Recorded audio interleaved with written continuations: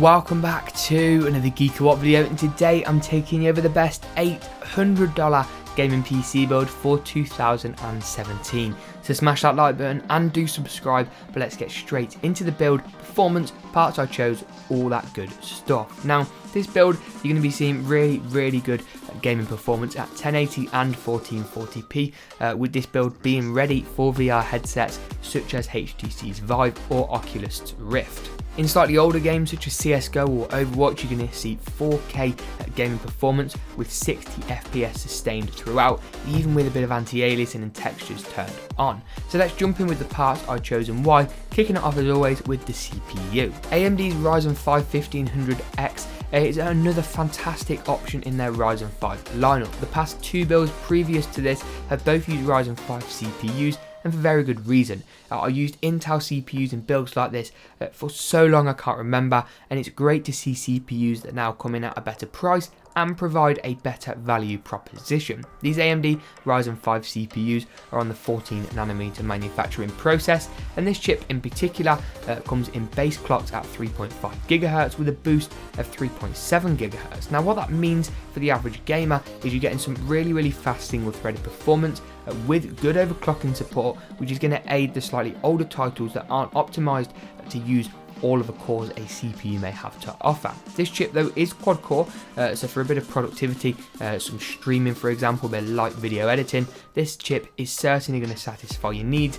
And for the more optimized games such as Project Cars, which really do like a good CPU, you're going to be seeing some really solid frame rates. This chip also comes with a really good stock cooler, although I will also link Cooler Master's Hyper T2, which is a good alternative. It's a good CPU cooler to buy if you did want some slightly quieter operation or some slightly better overclocking leverage. In terms of the motherboard, it's the third entry for MSI's B350M Pro VDH in my latest PC builds, and for good reason. It comes in at a nice neutral colour scheme, it's got a good feature set and also supports overclocking with that B350 chipset. It's got the AM4 socket that we need of course for this Ryzen 5 CPU, and whilst it doesn't quite have as many PCIe lanes or the perks of X370, it certainly comes in at a much cheaper price.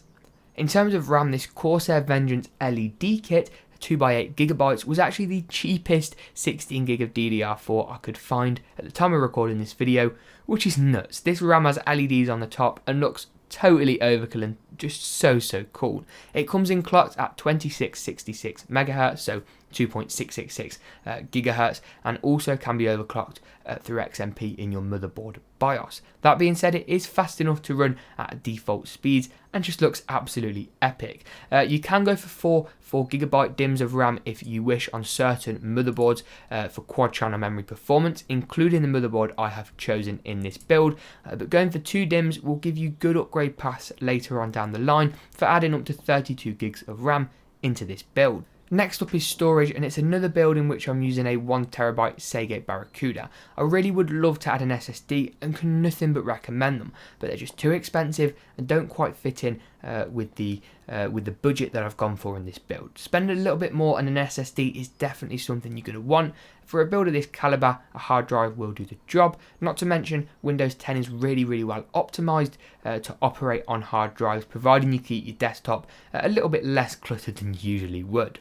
This hard drive comes in at 7200 RPM speed, which is as fast as your mainstream consumer hard drives get, and it's just pretty basic, does what you need it to do, and has a nice large 1000GB capacity. In terms of the GPU, you may notice if you go and click the GPU links in the description below that GPUs are just out of stock everywhere at the minute.